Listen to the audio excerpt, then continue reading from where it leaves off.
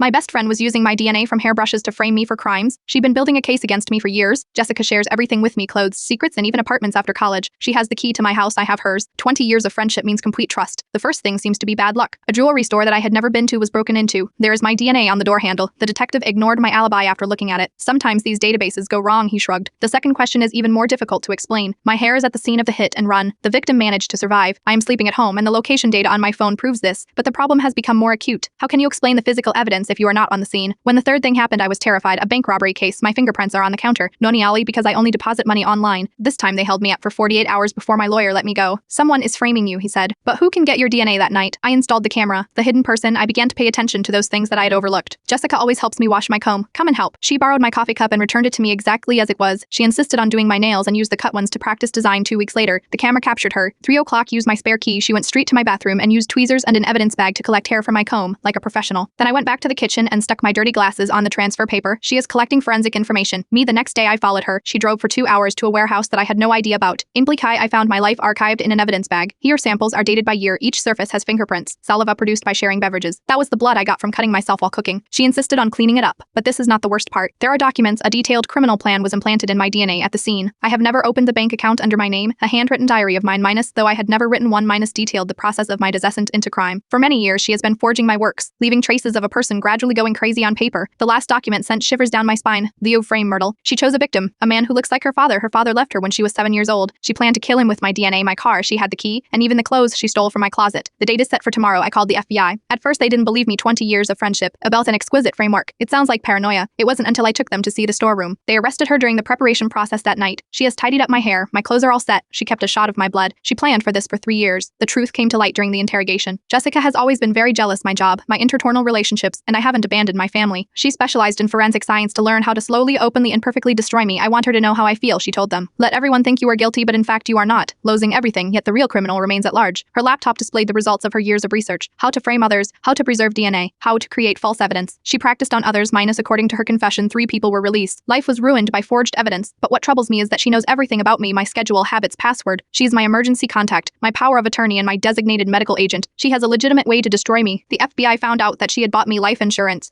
After I was imprisoned for murder, she planned to make sure that an accident happened to me inside.